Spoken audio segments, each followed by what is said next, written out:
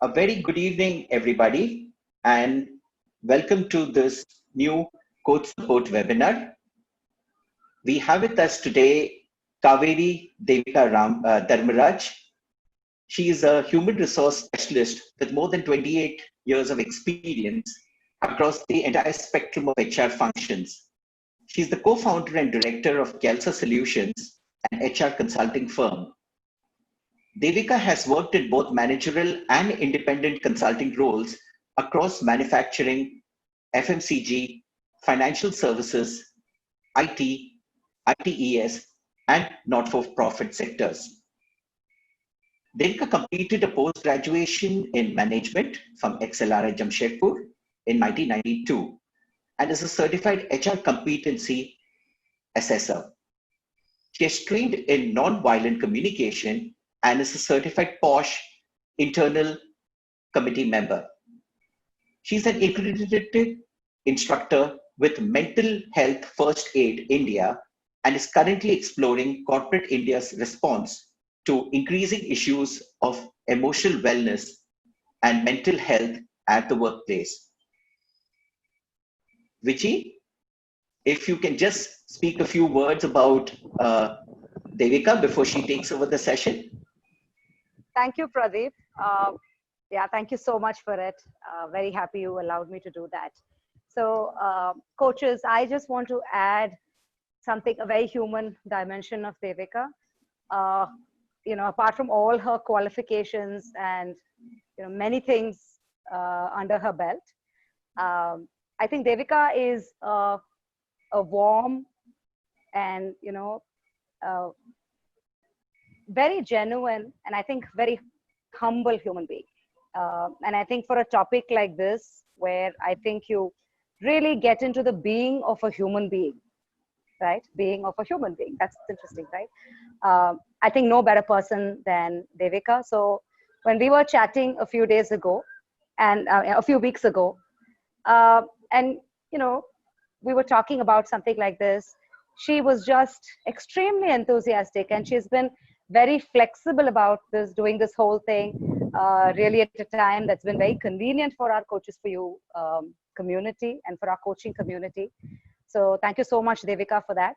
And here's a fun fact about Devika. Devika, I think, well, though is not a, accredited coach or, does coaching for a living. I think coaching is not very new to her for one reason that, Devika's husband is one of our senior coaches from Chennai and also a member of Coaches for You. So that makes it all the more special. So Devika, I think you understand the world of our coaches and what goes on in our lives to some extent. And I'm looking forward to you to bring in that practical wisdom as well. Thank you, Devika. Thank you, Viji. I did certify as a coach, but with a European certification, and I never actually practiced it because I always felt that I didn't know enough to be a coach at that time. So sorry, my bad, Devika. I no, didn't know no, about that. I don't talk about it because I'm not a practicing coach. So yeah, but theoretically I am familiar with what coaching is about and what your what the code of ethics should be and things like that. So I hope I'm I'm not an entire outsider to the coaching world. Yeah. So thank you so much, Viji. Thank you, Pradeep, for the introduction. I think we're already almost 10 minutes into time. So shall I just begin? Is that absolutely, okay? Devika. Yeah, okay. Absolutely. Thank you. Yeah, please go ahead, Devika. All right. So I'm sharing a presentation. I'm going to do this through a presentation because I think the visual is quite a powerful thing rather than just listening to me talk. So I'm going to do this through a presentation. Now, just to add a little bit to what Pradeep and Viji have said, not so much about me, but as to why I do this. Most of my life, I'm a career HR person. Okay, but a few years ago, we've had, a person in our family has been quite seriously mentally ill, and that kind of changed my life around. My brother has had mental illness, and we've had other, people in the family with mental illness, but never really understood it very well until, a few years ago, when I realized that I have to focus my life on this aspect. And what I've learned during this time is, one, that mental health is not talked about in our country, in many countries actually, but especially in ours, and that there's a huge stigma gap, right? So while I'm not an expert, I'm making it my mission now to spend my time in making sure that people talk about it, to reduce that stigma gap, and to remove the, some of the myths that are around mental illness or mental health per se. Okay, so today's session is just an awareness session. Yeah, so I hope, if there are people among the participants who are already mental health experts, or who are already conversant with a lot of it, it might be very basic for you. But I truly feel that most people don't have that basic foundation or grounding in what is mental health. So today I'm going to spend time on that. What is mental health? And if we can go away with a feeling that, hey, this is something that all of us have and all of us talk about, if we can equate it to how we are about physical health, I think that would be one huge tick mark for me, yeah, in terms of how people see it. What I'm not going to do, let me put down, this is not a toolkit. It's not that after this you will be able to go and instantly recognize and fix problems that you see. That you need to be a professional for that, and you need to be able to direct people to professionals. So that's where we are. That's what we will be doing today, right? I'm happy to take questions. Please type them into the chat box. If we have time at the end of the session, I'm happy to stay on for a little bit and take questions at the end as well. Yeah, but if you could type in I've got the chat box open here on my screen, so please do put in your questions over there. Yeah, okay. Thanks, Reva. I think that's the reason I'm doing this, because most of us are in the same boat, and we don't know what to do. So this is my mission now. Okay, so talking about well-being, yeah, I've called this well-being and mental health because I think that mental health is like an intrinsic part of well-being. What are the things that drive well-being, right? We talk about physical well-being, we talk about emotional, we talk about mental, but none of these really sit on their own, right? If you don't have all of these things in good shape, then as a human being, you're not 100%, right? In terms of how you feel. And really, to have energy and passion and purpose, you need to have all of these in place. And physical, all of us, I'm not going to spend time on that. All of us know we need to have enough sleep, exercise, nutrition and recovery. What I put about recovery is basically when we fall ill, as all of us are prone to, we need time to recover, right, from physical illness. We talk about emotional well-being, we talk about mental well-being. But mental well-being is not as understood or talked about as easily as the other two. Yeah. So I'm hoping that with this session, we will be in a position to talk about it as easily as we talk about physical well-being and emotional well-being. Okay.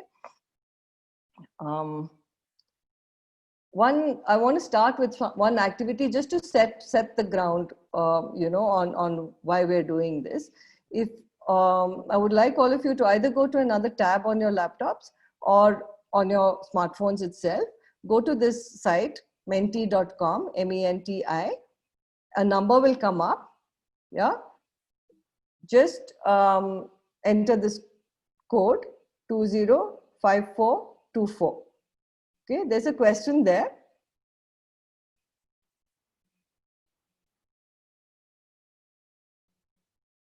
The question is, what are the street words that one commonly uses to refer to somebody acting strangely or socially inappropriately? You know, what do we, it doesn't matter what language you use. Yeah. You'll have 3 entries. You can put more. So you can put that 3 and then you can go back and enter again as many as you want. Yeah.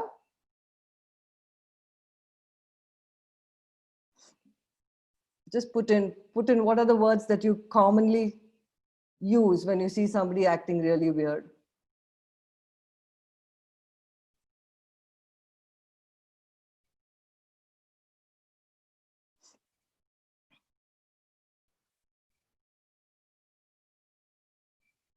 You don't have to restrict it to 3. You can put more. You can go back and keep entering if you want.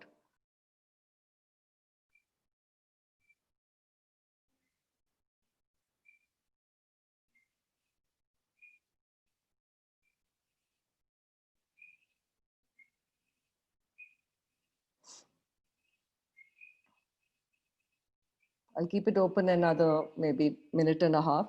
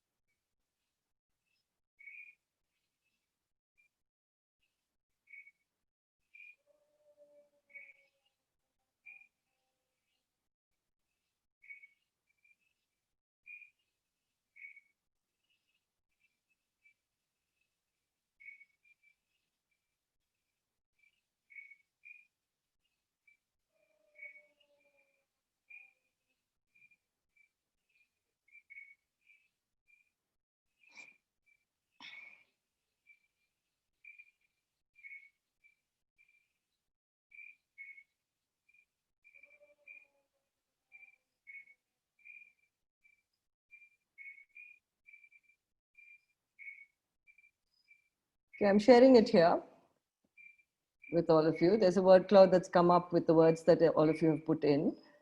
And look at that. Look at the words that we use, right? These are words that we've been using right from childhood, from school, college, right? And anytime we don't understand what's happening with the other person and it's not in sync with the norm, what we think is normal, we use these words: mad, crazy, mental, loose, yeah, weird, abnormal, what's wrong with him, what's wrong with her, yeah, mentally disturbed, irritating, yeah, we find them irritating, unstable, lunatic, loony, yeah, loser. So all these are, labels that we are give people who don't fit in with our, what we think is the normal behavior, right? So I want you to keep this in mind. This is how we look at people who we see as mentally unstable, right?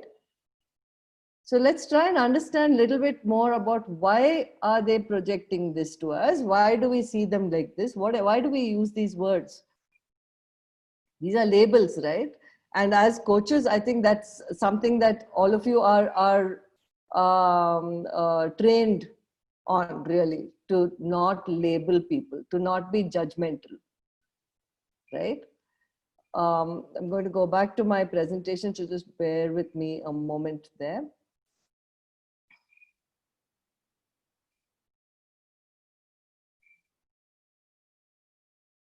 Yeah. Okay. So all of those words that we saw are actually a little disturbing, don't you think? I mean, if you were that person, how would you feel to be addressed in that way? And what would your reaction be? So that's just food for thought. Look at that. I'm bringing here the definition of mental health as per the World Health Organization. Yeah, the WHO defines it in this way. So they say that mental health is a state of well-being in which an individual realizes their own abilities. So you're aware of your own abilities. You can cope with the normal stresses of life. Yeah. So what is normal? Yes, Viji, normal is boring. So what is the normal stress? What do we think as normal stresses of life? And what is normal for us may not be normal for another person, right? Is able to work productively and is able to make a contribution to their community. Now, this is the definition of mental health by the WHO. Okay, so this is the basis on which we are going to be looking at what is mental health and how do we look at it as a deviation from this. Yeah, I want us all to understand that mental health is a spectrum. There's a continuum, right?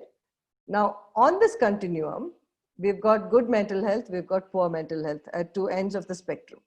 Okay, all of us are somewhere on this continuum. You can be at different places on this continuum, at different stages in your life, at different timelines, at different events, incidents that happen to you, right?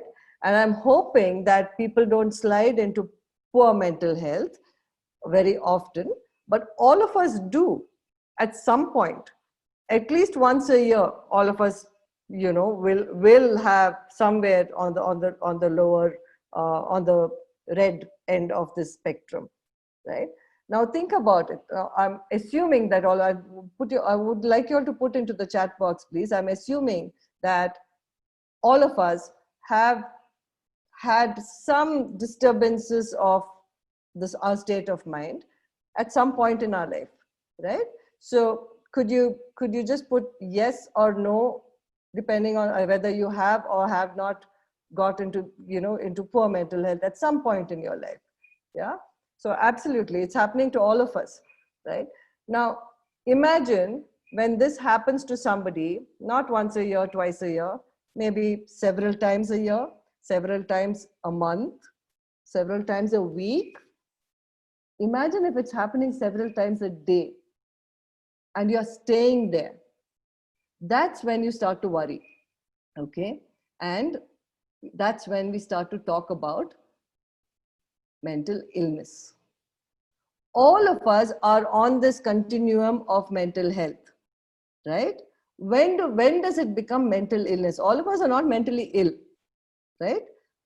When does it become mental illness? There are some criteria to be taken into account to say this is a mental illness or verging on mental illness, and we need to have medication and therapy and professional help.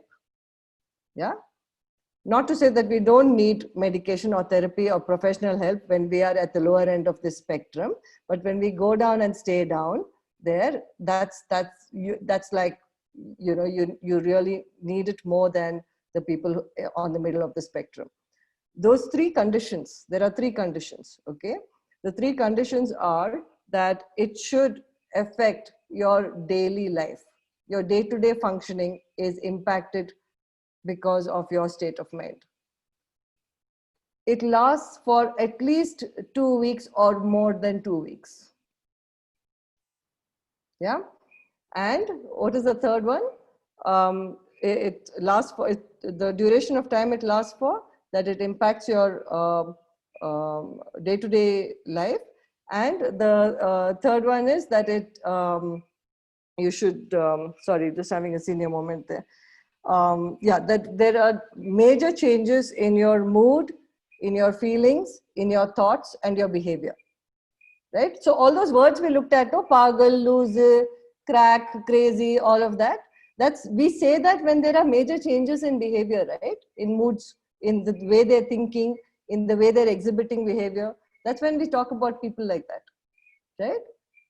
So these three things, major changes, affecting your daily life, and lasting for at least 2 weeks or more. This is when we look at it as, oh, could this be a mental illness? Okay. I would like you all to think about what affects your state of mind.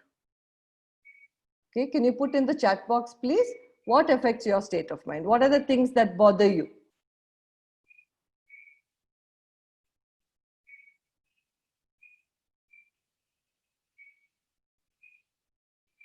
In the chat box, people, what are the things that bother you? When there's a deep values conflict, other people's behavior, mental chatter, yeah, there's like so many things going on in my head. When I'm ill, now I guess people are not driving to work, but road rage is a big thing. Yeah. When do you get irritated? What are the things that bother? Relationships, huge, Anirudh. That is huge, you know, and that's for everybody. Negative thoughts, yeah. Setbacks in life, you know, incidents that happen to you. These are all things that bother us. Self-doubts, yeah, absolutely. Thank you so much, all of you. Value conflict, yeah. Fear is a huge part of it, and we'll talk more about that. Grief is a very large part, and these are all external events that impact us in certain ways, right? There are also internal things that happen in us which affects our state of mind, and I'll talk to you about those too. The feelings that these evoke is that of grief and helplessness and fear and anger and just you know, hopelessness as well. Isolation, yes, thank you. So all of these things that we've written, that you've talked about in the chat box, yeah, are little stresses that come into our life, right? I have a fight this morning, my alarm goes off late, I have a meeting, I'm not prepared for it, I'm not, you know, I haven't had breakfast, my child has a, you know, has a presentation to make and haven't made breakfast for him or her. All these are little stresses, right? Spouse can't find their something and they're asking you just when you are getting into your work. All these are stresses. And all of us have a certain capacity to handle those stresses. And that is your stress bucket, right? Each of us has a stress bucket. Now, would you think that, let me see. I'm sure all of you have somebody in your life that you think is just Joe Cool. They're just like able to handle so much stress, so able to handle so much of pressure. And they're just like the person that is dependable. And if something goes wrong, that's whom we go to, right? Their buckets are bigger and it overflows only when a lot of stress flows into that bucket. Is that a good thing? Yes, no? Some response? Is it a good thing, do you think? No, it's not ideal. No, it's not ideal because the person is building it up inside. It sounds scary. Yes, it is scary. Your coaches are often become the bucket. Yeah. And all of us, you have your own bucket and you have your clients' buckets as well. Right? So just imagine a bucket that all this is flowing into and staying in. What will happen? It'll corrode, right? The insides of the bucket start getting corroded. And that's when health problems start happening inside of you. There are ways we have of letting that stress out, right? These are coping mechanisms. Can you all share some of the coping mechanisms that you have? That's a stress. Kosu irinda, there will be stress, right? What is your coping mechanism? Meditation, positive affirmation, yeah. Could it be that they've built their resilience bucket stronger than others? It could be, but they also should need to have coping mechanisms. If they don't have coping mechanisms, like the ones you all are talking about, playing with your dog, physical activity, being with friends, going for a walk, just hanging out with family, going to the pub in the days when we used to be able to have a, you know, just being with people that you love, talking to somebody. Yeah, super. Thank you so much. All of you are good with this. Yeah, deep breathing. Yeah, no problem, Mom. Don't worry about it. This is work from home, and you know, all of us are I think have learned to not take these as stresses. So all these are positive coping mechanisms, and all of us need to have that tap on that bucket, okay? And you need to open that tap and use it for these positive coping mechanisms. There are some coping mechanisms which are not so positive. Do you all know what those are? Like cigarettes and alcohol. Smoking, alcohol, Cigarettes, drugs. Yes, it's big. Shopping, well, I'm middle of the road on shopping. It could get dysfunctional, but it could get good too. Addictions of all sorts. Yeah, eating can also be a dysfunctional coping mechanism. So in your negative coping mechanisms, some physical abuse, yes, Vivek, verbal abuse, yelling at people, losing your temper, raising your hand, all these are negative coping mechanisms. And yes, your stress goes out. But what happens? It affects your environment so badly that it comes back as more stress into the bucket. Right? So it's important to recognize that you need coping mechanisms, but they need to be positive coping mechanisms. Right? So we cannot have a life without stress. Is stress a bad thing? Stress is not a bad thing. Right? We need stress. We need adrenaline. If I was not stressed about, if I didn't have a little bit of anxiety about this session today, I would not have prepared for it. And I would have, probably just been sitting here and saying, okay, where's my presentation now? Right? And more stress will then be added to that. It's natural to have stress. And we need to channel it properly. We need to have coping mechanisms that doesn't allow that stress to become dysfunctional and corrode the bucket. Okay? So this is about our stress bucket. Please remember that everybody has different sized buckets. Yeah? For me, just somebody cutting me on the road when I'm driving, it can send me into a complete spin and my bucket will just overflow. Yeah. Somebody else, it may not. It may take something else or a whole lot more for their bucket to overflow. Right. So, the ideal position of that's just a diagram. It's a figurative tap. So, ideal position would be that as a stress comes in, you're able to let it out. Obviously, yeah. Sometimes stress is though good. Over time and effort, yes, your stress bucket capacity can be increased. Yeah, but you need capacity to be increased has to be proportional with your ability to have coping mechanisms. Yeah, so you need to be conscious of it. So awareness of these stresses is very important for all of us. Yeah. Okay. If you're not aware of it and you're not able to increase your stress bucket capacity and you don't have, a coping mechanism, this is what happens. Your bucket corrodes, you're trying to patch it here, patch it there, and then before you know it, you're just like leaking all over the place. I want to move a little bit to our present time, okay?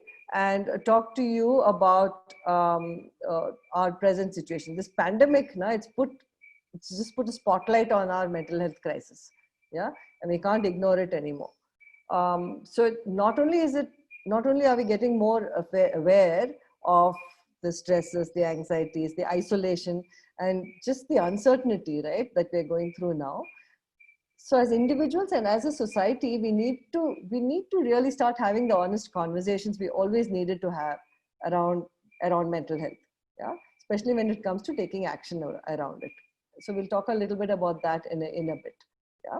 Now, first of all, this pandemic has exposed the completely unsustainable ways of working and living that are sort of feeding the current mental health crisis. Yeah. Many of us are just struggling with this whole boundaryless way of working from home, right? Now, I'm also assuming that many of you on this session are parents. All of us know that parenting is a round-the-clock job, right? So you're parenting round the clock at home. You're also on the job at home. You have older people that you need to take care of.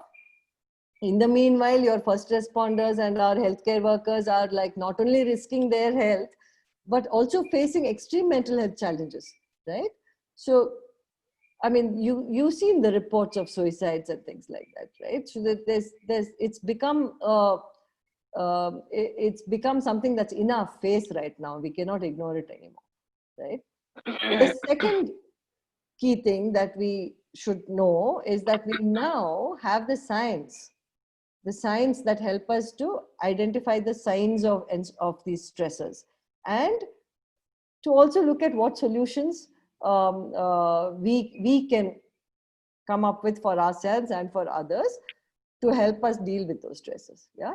So today we know more than we ever did before about how the brain is connected to our mental health, physically, the physical brain, yeah, and how we manage stress, right? So we're going to talk about the biology of it also in this session.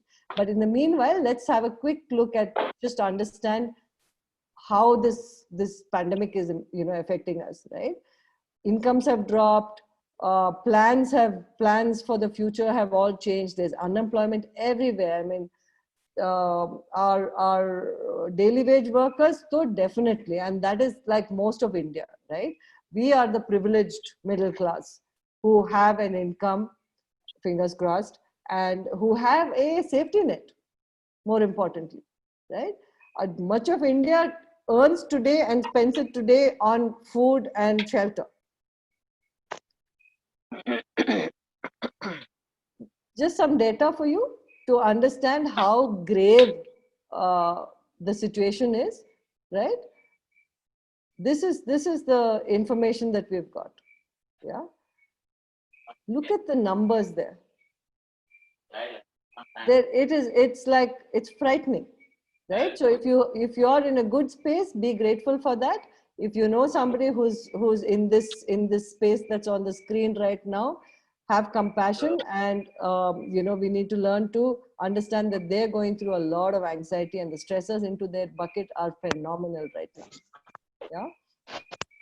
Quickly, some statistics here, and this is pre-COVID statistics. Okay, the WHO said before the COVID hit that 38% people talk about being depressed in India.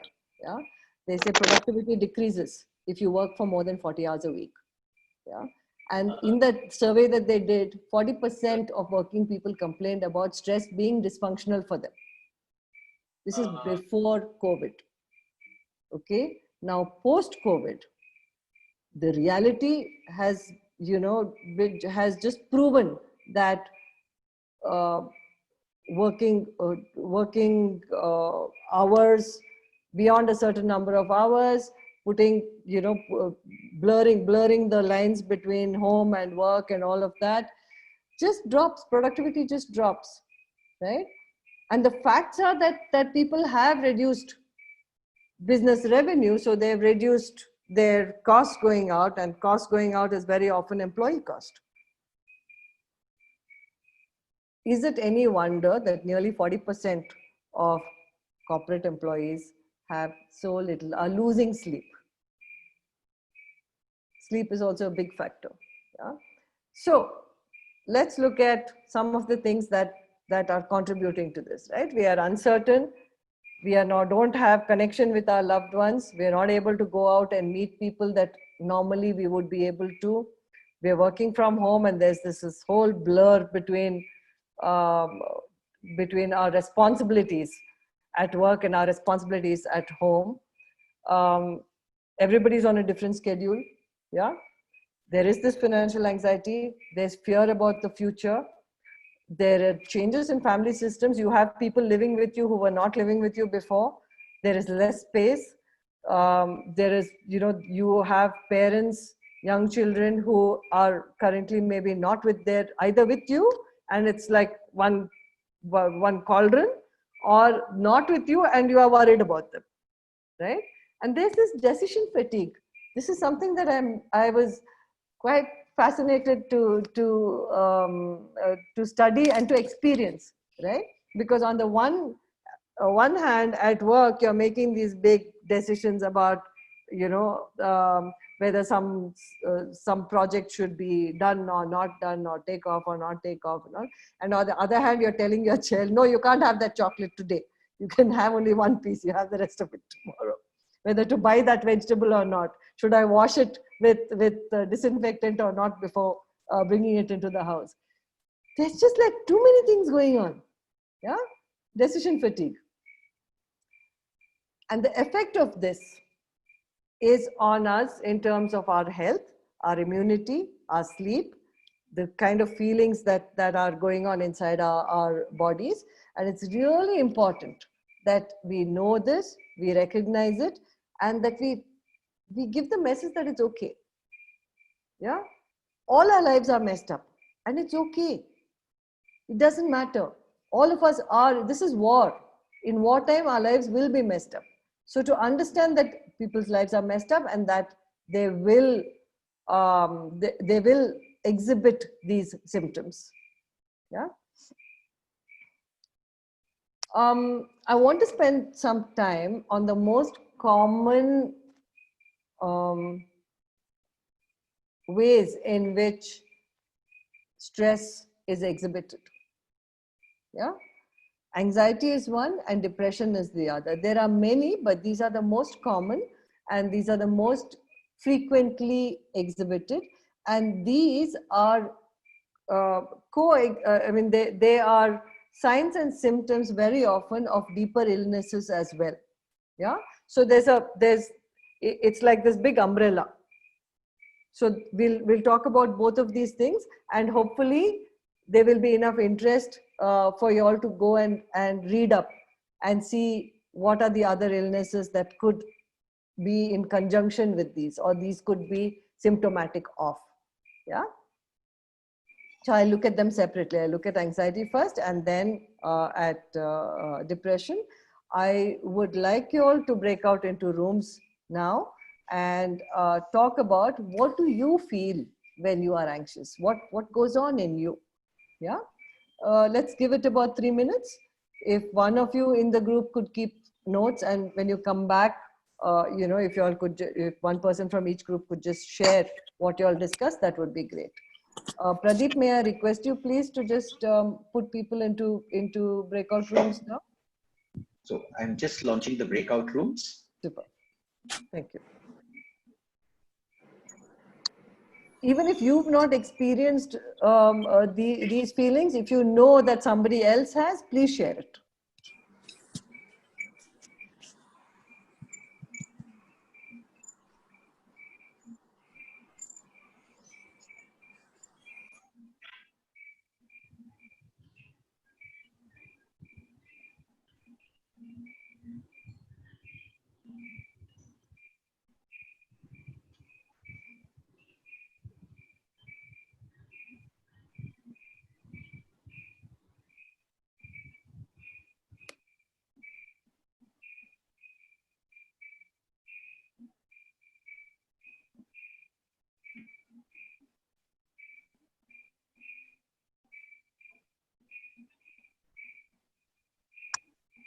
Hello.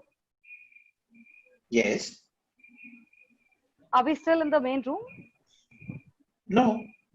Yes, we are still in the main Yeah, room. we're all in the main room. Yeah, I don't think the breakout room thing has come up. Not launched. Pradeep. Yeah, now it Ah, launched. Okay, now. okay. I'm invited now. Now it's coming. Okay. Yeah. Thank you. Thank you. Okay.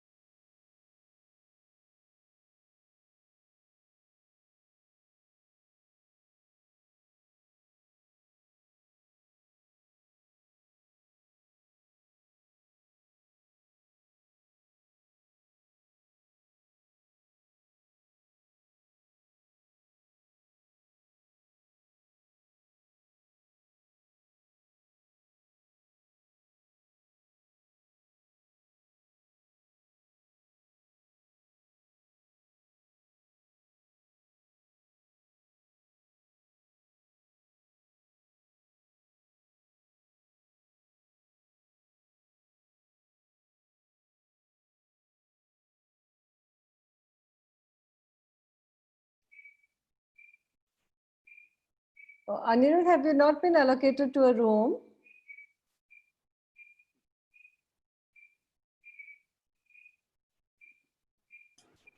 I have joined another room. I have logged in from two. Oh, I devices. see. All right. Okay. I'm so sorry. Yeah, sure. Sorry.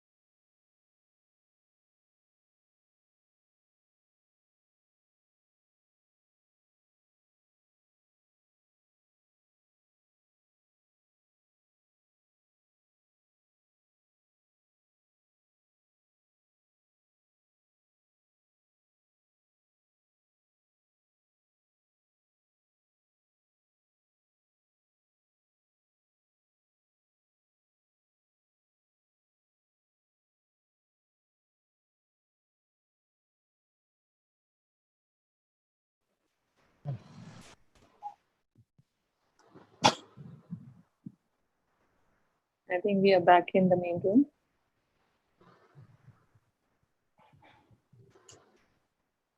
Lovely.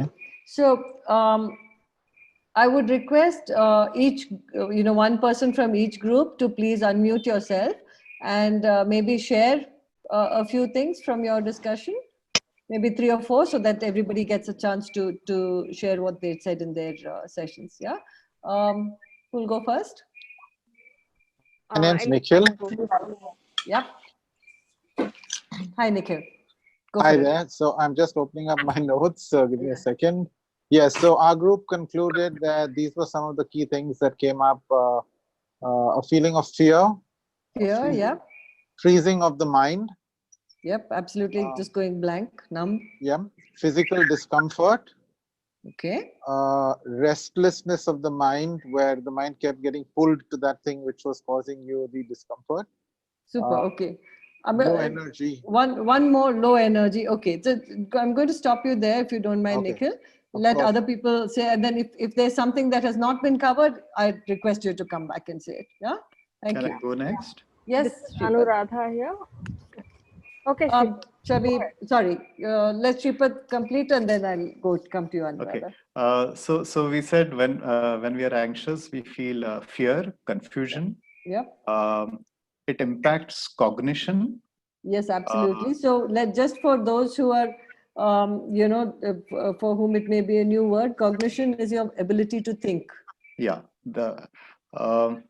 A hope that it gets over soon, and restlessness. Oh, absolutely. Yeah.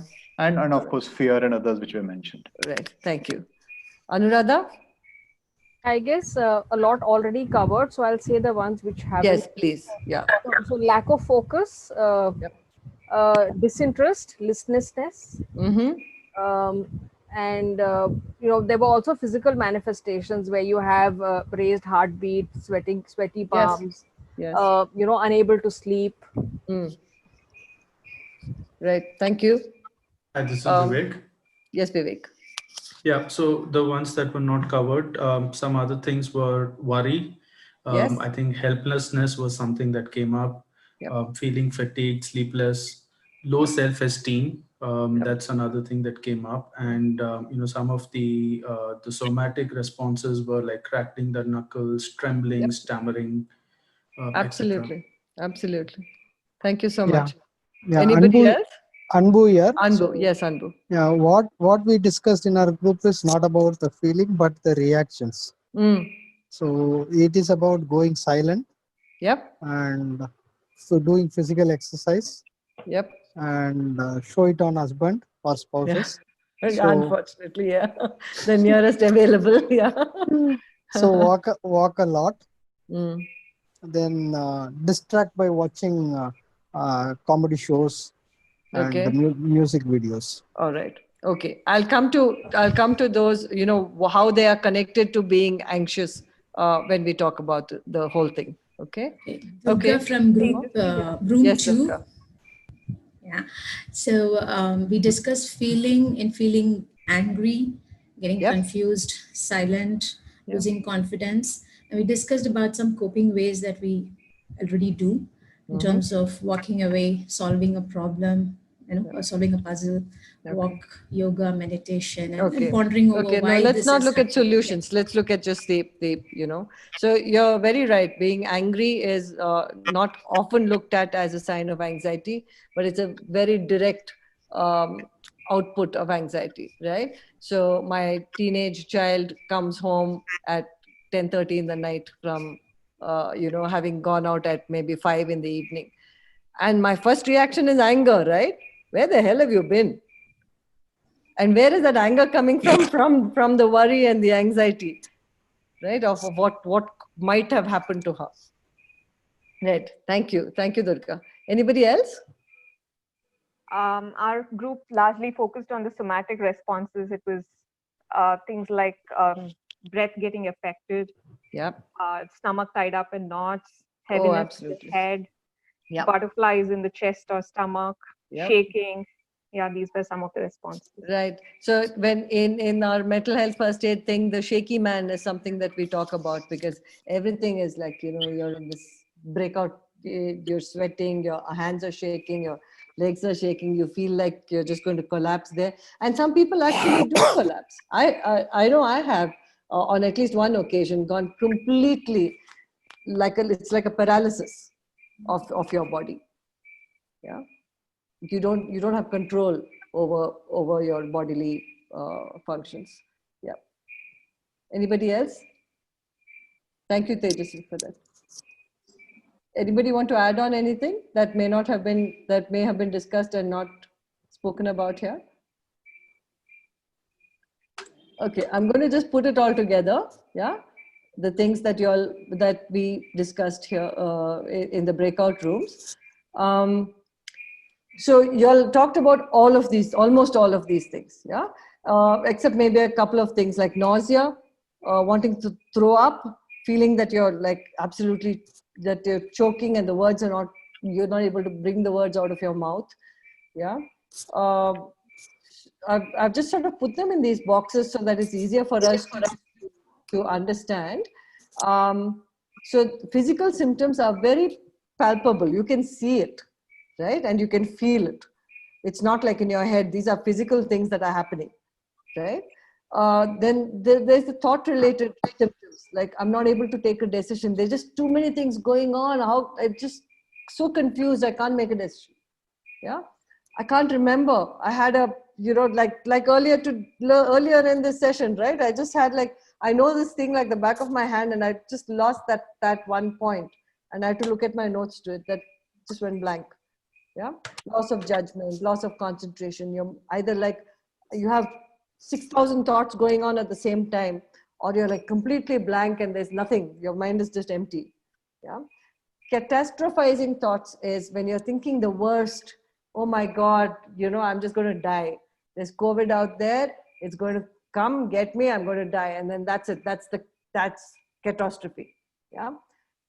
So things which could be a remote possibility, or things which may not be probable at all, you are bringing it as a very real thing into your life. That is making it a catastrophe. Yeah. Worry, fear, irritability, and how this is exhibited, other than physical symptoms, is in how you behave, right? People who wash their hands all the time, people who need everything kept in a certain order. Yeah, they get very anxious if it's not in that order. When you have a project and you're under stress in that project, don't the smokers go down to smoke more often? Yeah. Don't people who are comfortable with drinking regularly have that extra peg that night, right? These are all behavioral symptoms of anxiety. Yeah. How does this affect our body? Now, when all of these things happen, your heart beats faster. You feel somebody in one of my previous sessions, somebody said, I felt like my heart was going to jump out of my body. Yeah, beats faster, your blood pressure rises, you have, all of these things, sweating, your blood sugar rises, all these things are happening in your body. And what is this? This is nothing but your fight or flight reaction, your body's reaction. Yeah, and this is age old. The human body is designed to react like this to stress. Because in the days when it was a matter of life or death, you had to fight or you had to flee. And your body produced all these things to enable you to do that. Yeah. Now what is happening? It's still producing all these things, but it's sitting there in your body, right? You're not fighting, you're not fleeing, right? So it's sitting there in your body, and there your health problems will begin. Yeah. So excessive anxiety or continual anxiety does affect your body. I'm not done with anxiety yet. I want to just talk about, depression a little bit, and then we'll put the two together. Yeah. So if we could again go out into rooms and do the same, talk about what symptoms of depression, and come back. Yeah. 3 minutes for each person. So Pradeep, may I request you please to Sure. do the needful? I'm launching the breakout rooms now. Thank you.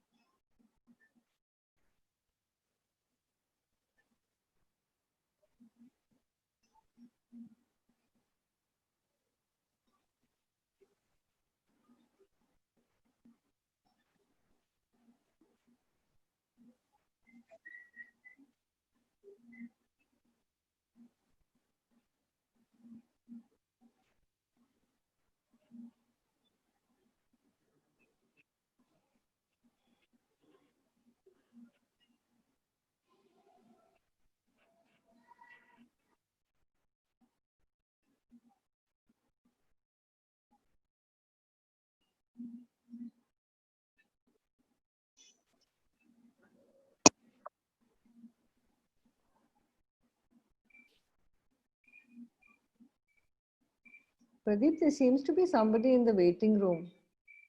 Yes, yes. I allowed her in. Oh, okay. Because while assigning the room, if we do it, sometimes Zoom crashes the off. session. Yeah.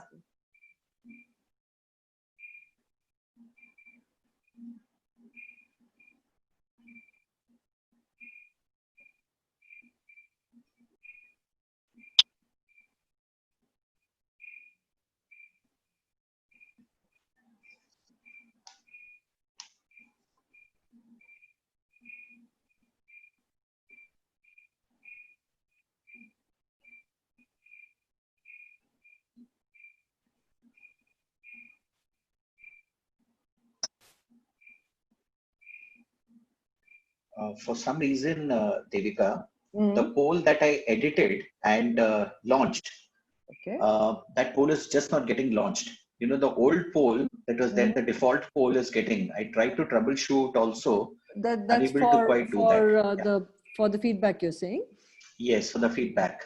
All right. Okay. Just now allowing, like even after multiple saving it, only if I log out of the session probably and log in again, it would happen, which would be too dangerous, you know. Yeah. No problem. Let me see in these few minutes whether I can do the Menti thing. Okay.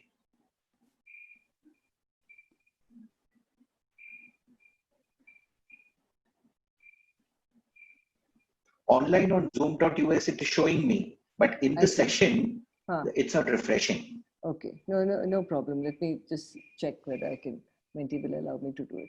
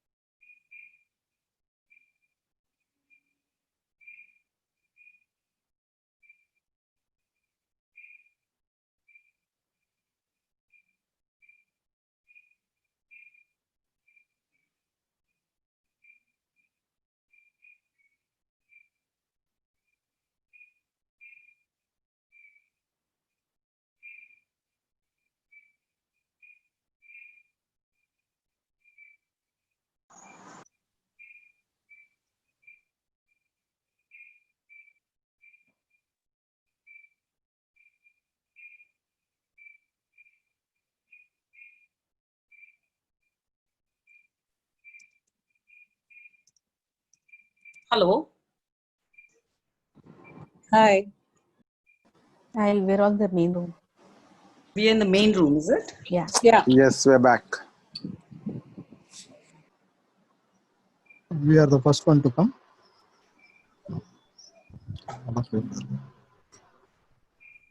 Everyone's back. Yeah, all the breakout rooms. We're all back. Yeah, yes. Okay, so let me, is it, y'all are done so quickly or you're back before time? No, we were thrown back. We were kicked out. We were forced to come back. Forced to come back. Yeah, Okay.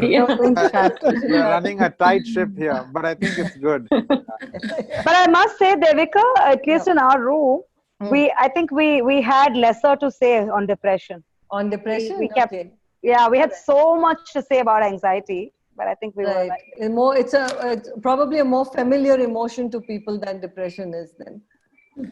Yeah. Okay. Can we share and then we can go back and forth between anxiety and depression in a bit. Yeah. Yeah. Yeah. Go on. Yeah. Anbu, I'll go first. Okay. So what we discussed is so more sleep. People tend to cry a lot. Then palpitations will come. Okay. So restlessness will be there. All right. Then people will go into isolation. Yeah. They don't want to socialize. Yeah. Yes, right. So they also lose the appetite. Yep.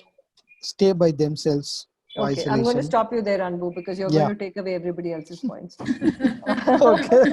Thank you. Okay. Durga here from room 2. Yeah, Durga.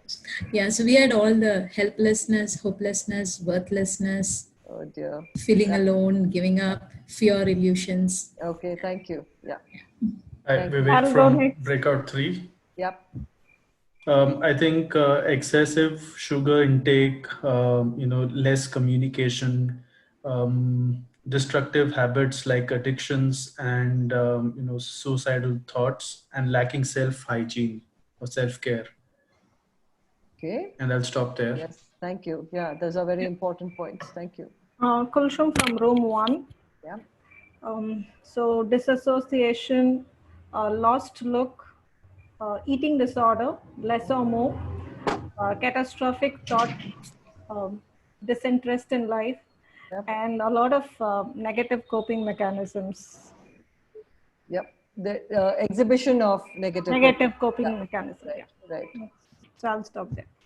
So yeah, Anuradha, yeah, I think most already covered. So, but one was feeling sorry for self, you know, giving up, feeling completely helpless. Yeah. You know, locking yourself in the room, don't want to socialize, don't want to talk to people. Also avoidance, I think. Avoidance is a big thing. One which happens there. And I think most of the others already covered. Hi, Nikhil here from room 6. So the only one that we want to bring to your attention that we discussed was actually being the life of the party, laughing, animated, the ability to hide it, and the ability to disguise depression and therefore depression. And sometimes, therefore, it's difficult to spot is probably the only other thing our group discussed. Yeah, that's it. Tejasvi here from group 8. Just wanted to add lack of enthusiasm, disinterest, weeping for no reason, sadness for no reason, and feeling different than oneself.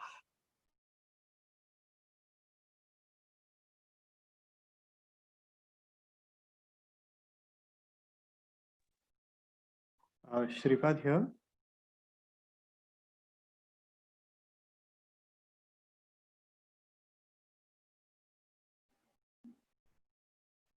Hello. Hi, yes, we can hear you, Shripad. Yeah. Please go ahead, Shripad. So, okay. All the points we had listed down have been covered, but an additional thing we discussed where we were unclear whether we are talking about clinical depression or milder forms, and therefore we were quite unclear about what to list down. I thought I will throw that into the discussion as well. Thanks. Can I just add one point, Shrip? Can you hear me? Yes. Okay, so basically, Devika, what we were talking about was the physical and social anhedonia.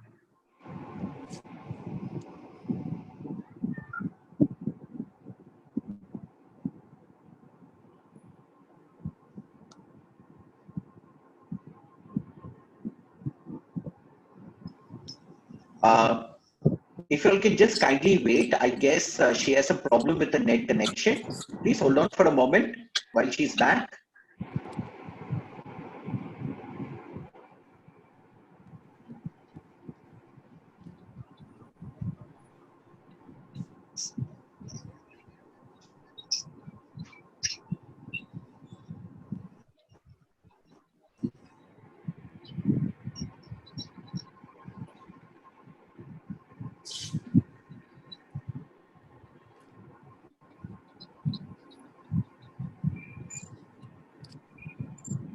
Hi, I'm back. I'm so sorry. This is the problem. I'm in a place with the poor internet connectivity. I'm so sorry about that. I'm back. Welcome back, Devika. No problem. Thank you. Thank you. That was. I can tell you there was a lot of anxiety there when that happened. Wow. Okay. Where was I? So I need to share a screen, right? I guess we had Vicky Kalara who was sharing something. Yeah. Yeah. Go ahead, Vicky. I was just talking about the physical and social anhedonia, which you associate with clinical depression. Great. So would you like to tell the group what anhedonia means? It is essentially a disinterest in social contact, inability to experience. So to put it very simply, hedonism is pleasure and anhedonia is the inability to feel pleasure. Exactly. Okay, so something that gave me joy, that has given me joy all my life, I stop feeling joy when it happens or when I experience it.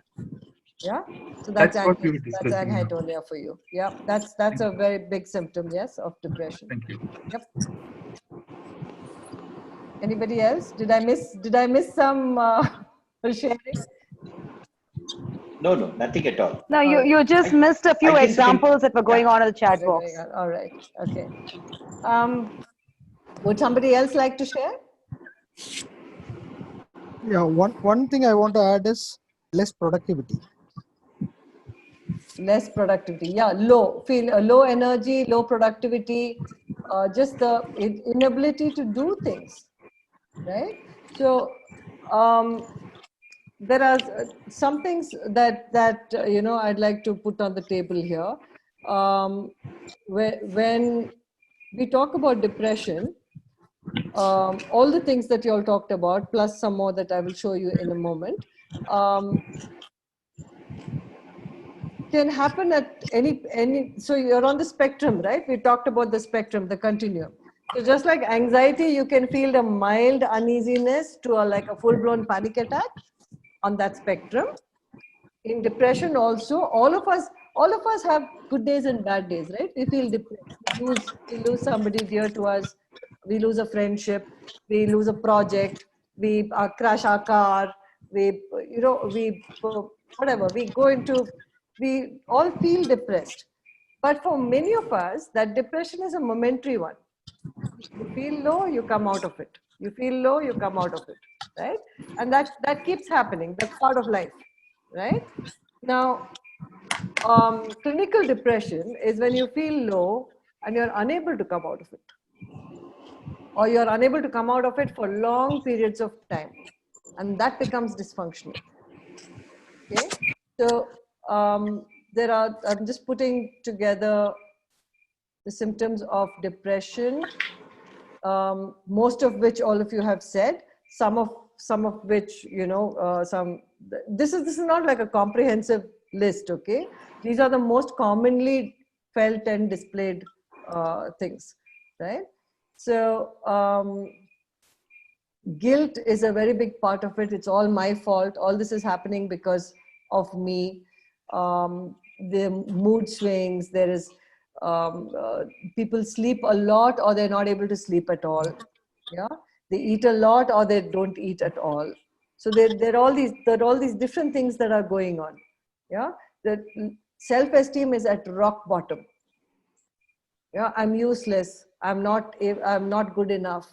These are the thoughts. And obviously with these kind of thoughts, if I'm not good enough, when it goes down to a stage where I'm not good enough for anything or anyone, then why am I here? I might as well not be here. So if I put an end to it, I might be in a better place. Or it may be better for everybody around me if I put an end to it. These are the extreme things, right? And these are things that have been in our face recently. How many, so many cases that this boy in Bollywood who killed himself recently, that just hit everybody, right? Why did it hit everybody? Because he's a public figure and everybody knows him and everybody thought that his life was golden, right? So it was like this huge shock. There are hundreds of thousands of people who are going through what he did, unfortunately. Can we recognize those signs? And can we do something to help people going through that? Now, the takeaway here for us is for us to be able to recognize that depression is something that happens to everybody. You have an ability to pull yourself out of it or to come out of it as a natural consequence.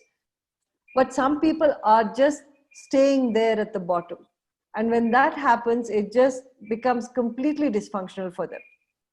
Not able to get out of bed, don't want to face anybody, your personal hygiene goes for a 6. Yeah. There are, just so many things. Self-injury, I don't know if you've heard of this. Non-suicidal self-injury is a term that we use. Yeah, there's suicide and there's non-suicidal self-injury, where it may be an attempt to suicide, or it may be an attempt to just inflict so much pain on myself that the pain, it sort of obscures the pain in my head. That's the thing behind self-injury. There's just so much pain that if I cut myself or if I hurt myself in some way, it'll at least be better than the pain in my head. Yeah. then there is something called psychomotor retardation, where everything is just exhausting. It's so tiring.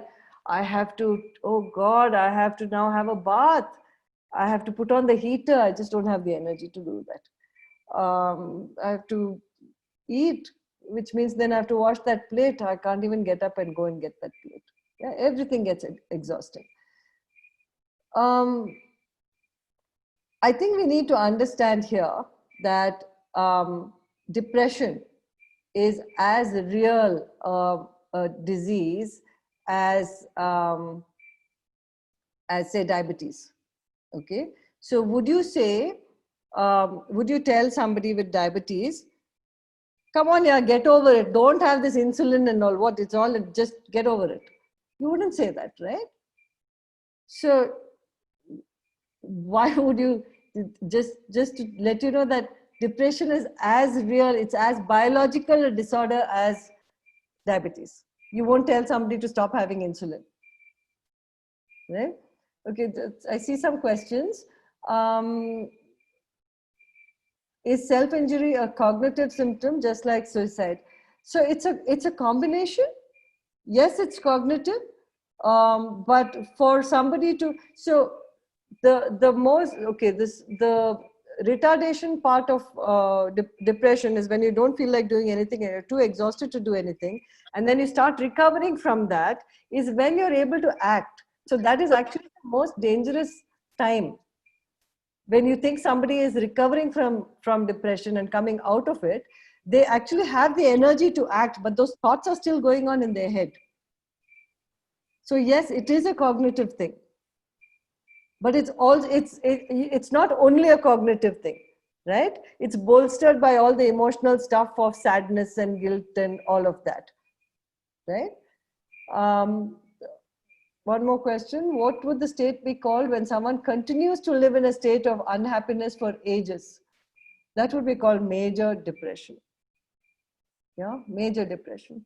What are the most commonly inapparent or missed symptoms of depression? So like, I'm sorry, somebody earlier had said something about wearing a mask. So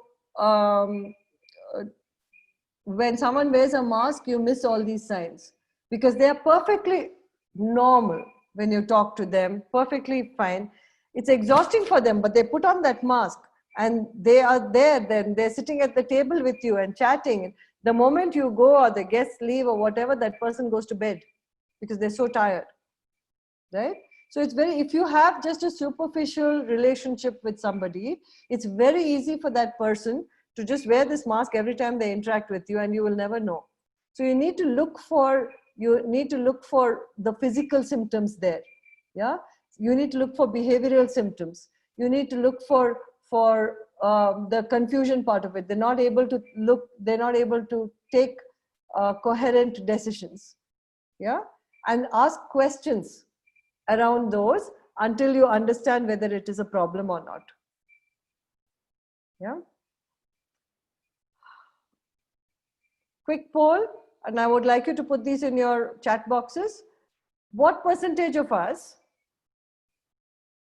have a major depression at some point in our life? So when I say major depression, it's that where you plummet and you cannot come out.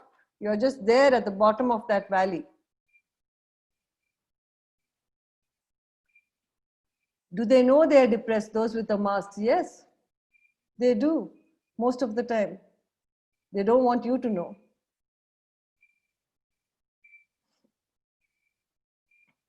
Oh, I love Ramya's 20%, Ramya. It probably is.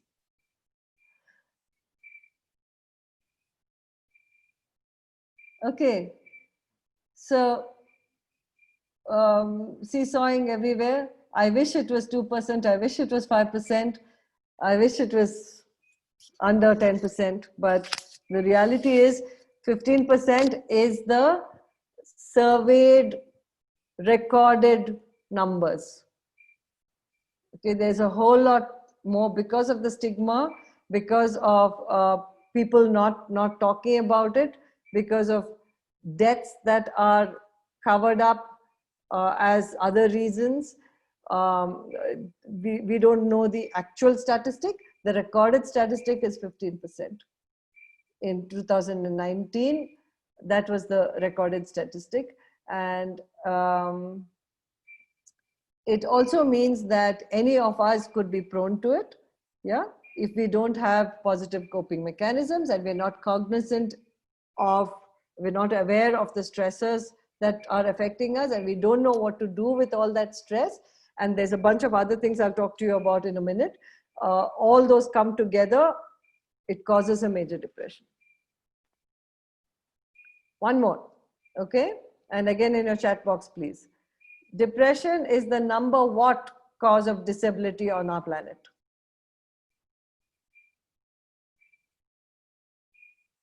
This is all WHO statistics.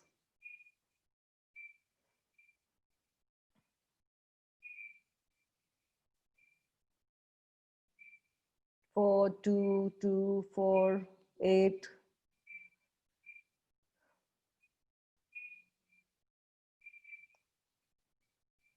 Yep.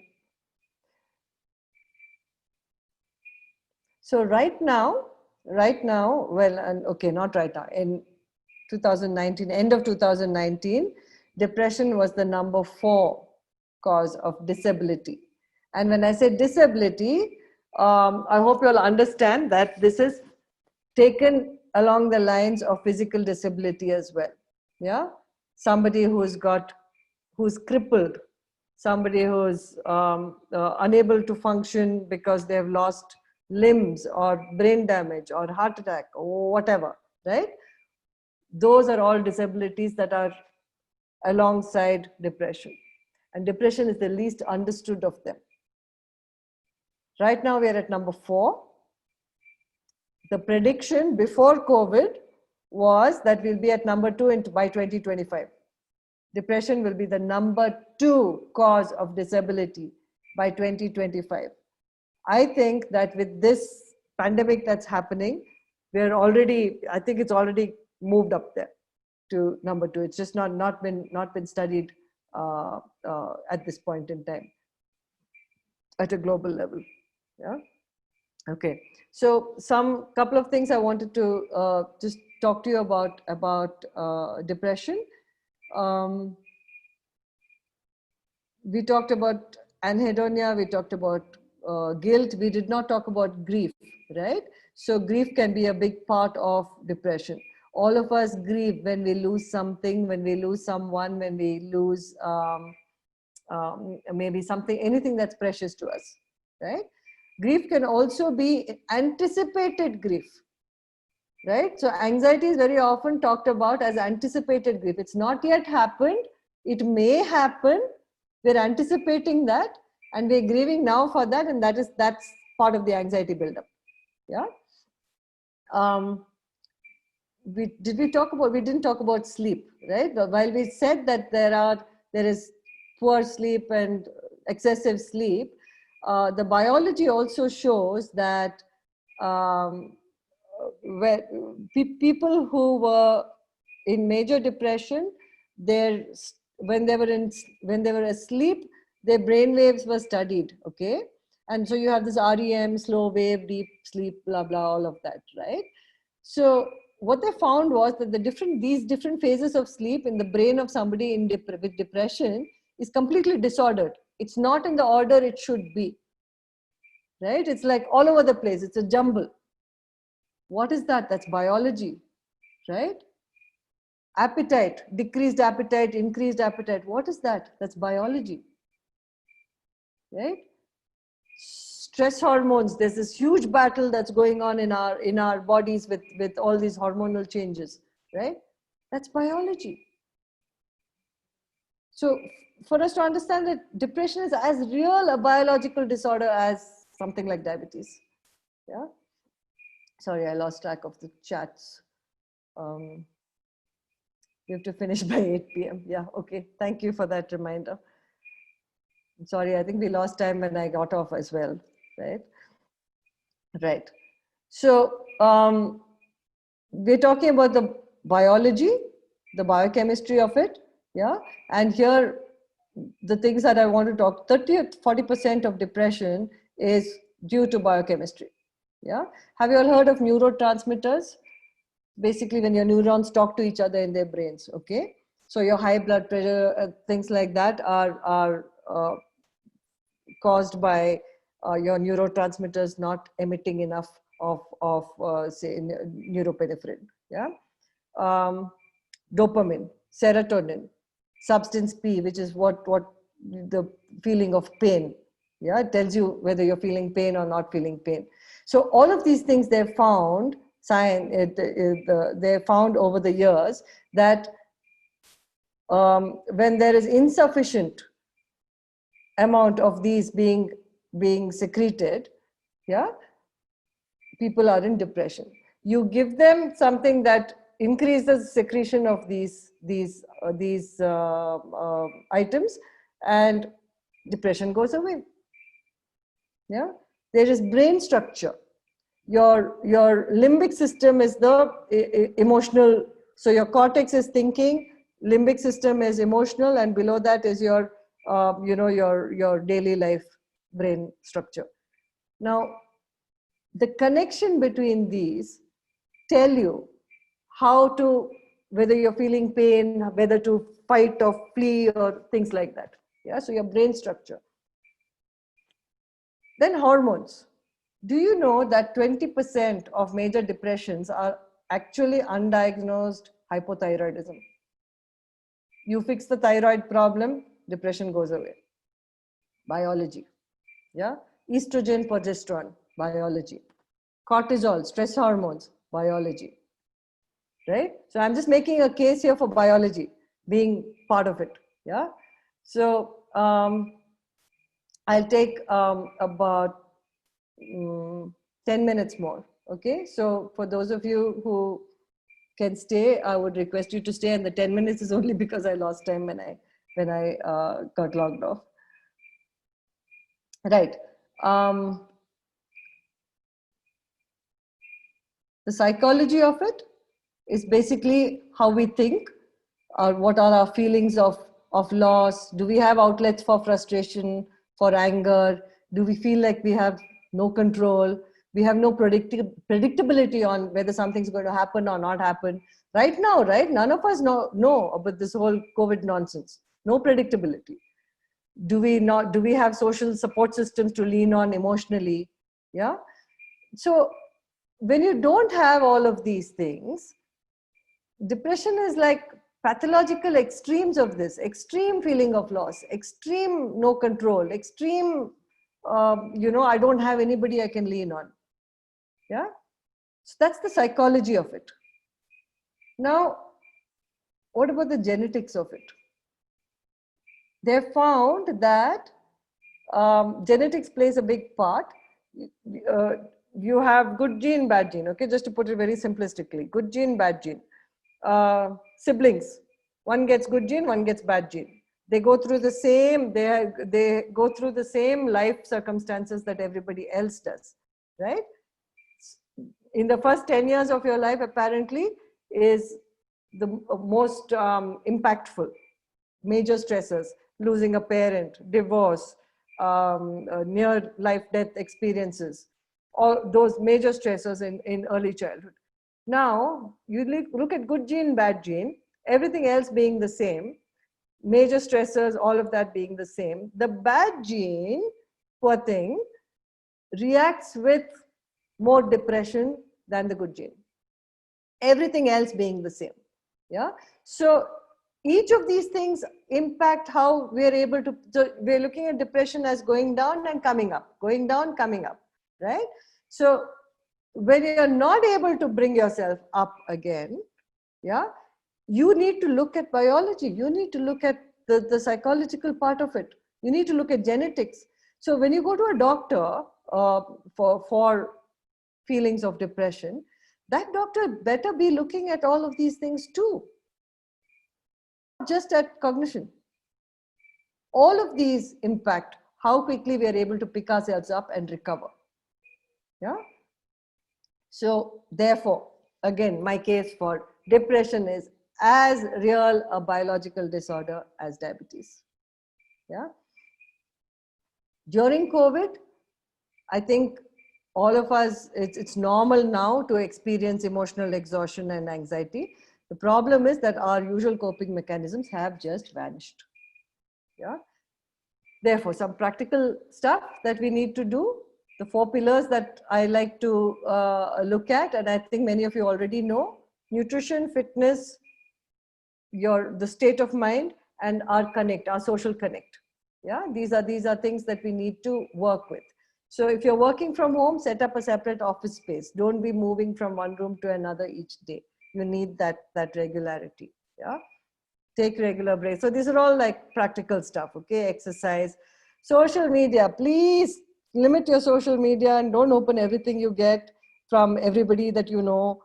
There's like a lot of unhealthy stuff going on out there, and it's just going to make you feel worse. Routine is good. Be regular with your meals. Don't take it at your laptop while you're talking. Yeah. Eat healthy, stay healthy. These are all like just practical things, okay? Now, some tips on what you can do when you feel things are out of control. And this is something that you learn as coaches as well, isn't it? Break it down. What's the next smallest step that I can take? What's the next functional step I can take? However small it may be. Yeah? What can I control? Break it down to that. Stay connected with people. Make sure you have something positive to look forward to, either at the end of the day, end of the week, whatever. Yeah, something to look forward to. It's not just blurring one into the other. Be mindful that you're at home. People have started to slowly go to office now, but most people are still working at home. Be mindful of people there. Be present for them as well. Yeah. Self-care, very important. We talked about it earlier, some breathing, yoga, meditation. We can have another session on these things. I think you have people in amongst your community that are experts in these. Perhaps they could take some sessions for you. Yeah. What can you do as a coach? These are non-negotiables. Okay. And from my memory of what I studied in coaching, these are anyway part of your, have-tos, right? But now, more than ever, you need to have a relationship with your client where there is trust and there is openness. Otherwise, you will not know, and that mask will be on all the time with you. Yeah, active listening. There's no other way to listen. When you're a coach, be present, be respectful of the other person's feelings and emotions, and those are very real for me. I mean, when I'm undergoing an anxiety attack, it's a very real thing for me. Yeah, show compassion. This is a time where this is war. You have to be kind. You have to show compassion. There's no other way to deal with it. Yeah. So what can you do as a coach? So I've just put down 2-3 things that I thought would help you all. Yeah. So I know that you have coaching agendas as part of your sessions with people, with clients. Don't just jump into that agenda. Can we do an emotional check-in at the beginning, just to get a sense of, because there's so much going on for all of us, right? Get a sense of how both of you are feeling at the start of all your meetings. Yeah. All these symptoms that we talked about, be alert for those symptoms. And if you can demonstrate in some way to the person that you are fine to talk about mental health, yeah, and that it's not a taboo subject for you, and that it's something that you have compassion for. Don't talk down to, but as a, how are you today? Like, oh, is your neck still hurting?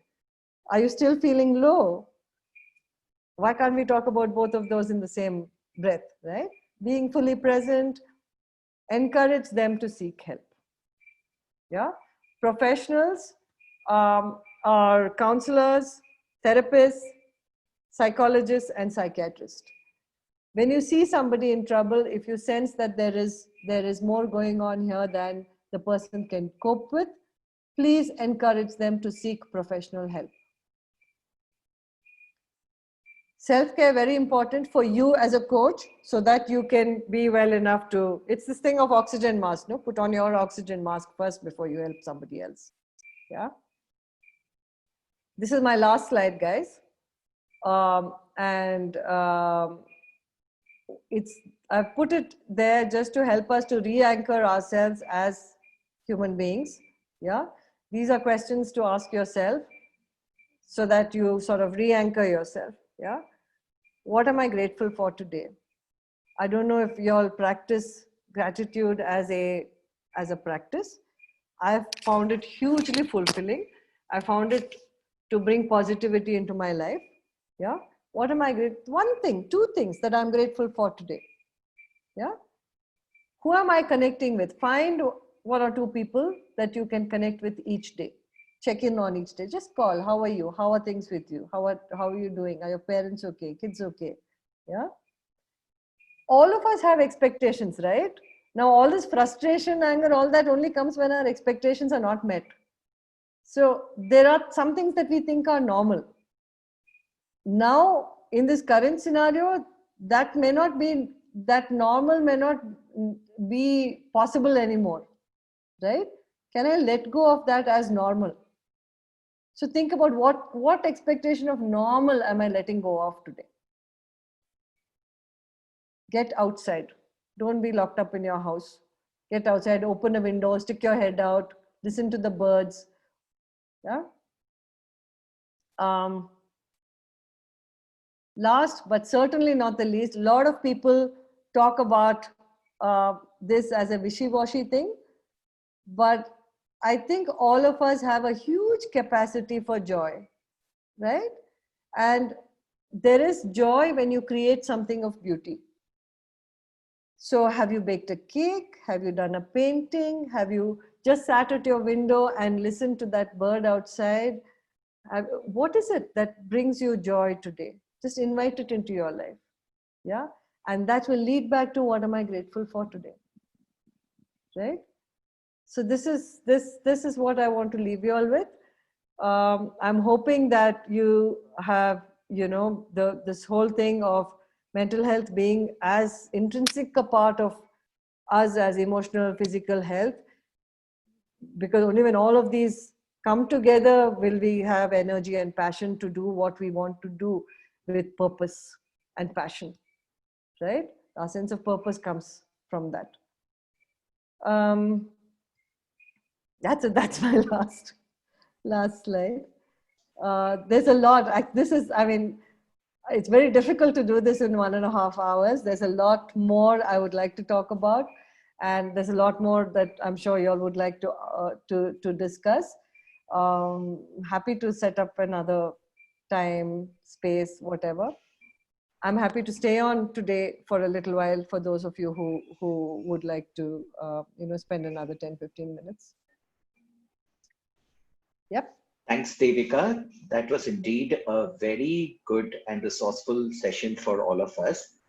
And I guess especially during COVID times, this is of prime importance for us as coaches. Last but not the least, the pointers that you have shared with us in the last 3-4 slides are very useful ones, which all of us as coaches can take it forward. Yeah. As you rightly said, it's a very big topic that we are talking on, and it's great that you've summarized it so well for us and made it so easy. I would only request all of the coach participants out here that in case you want one more session, you can please put it into the chat box as boom, so that we will try and arrange one more session as a follow-up for this. And thank you very much, Devika. And before we go, we will take a snap of all of us together, and which we'll use to relive our memories and also put it on social media. And once we complete with that, the rest of the people who want to have their questions answered can wait for another 10-15 minutes.